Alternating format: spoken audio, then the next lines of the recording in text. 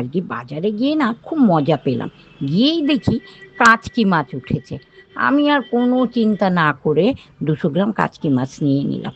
না, নুন হলুদ আগেই মাখাইনি, ওটাকে এমনিই রাখলাম। তারপর ওইদিকে আলু ঝিরি ঝিরি করে কেটে নিলাম, পেঁয়াজ কেটে নিলাম, 3-4টে লঙ্কা ফেড়ে নিলাম। তারপর একটা মিক্সিং বলে নিয়ে নিলাম আলু পেঁয়াজ লঙ্কা, তার মধ্যে কাঁচা মাছটা দিয়ে দিলাম। ছোট্ট মাছ তো, কাচকি মাছ তো খুবই ছোট, ও মাছ ভাজলে আর কিছু পাওয়া যাবে না। তাই এই মাছ রান্না করতে হয় হাতে মেখে।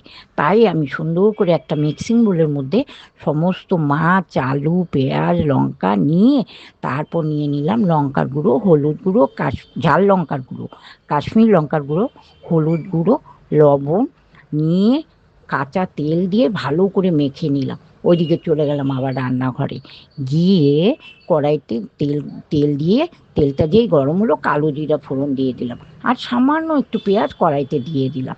পেঁয়াজ তো এদিকে মেখেই নিয়েছি। তারপর দিয়ে দিলাম ওই মাখা মাছটা। দেওয়ার পরে সুন্দর করে বেশ মশলা ধোয়া বাটিটা দিয়ে একটু জলও দিয়ে দিলাম। তারপর বেশ টান টান করে মানে বেশ মজে এসছে, আলুগুলোও সিদ্ধ হয়ে গেছে, বেশ একটু স্পাইসিও হয়েছে।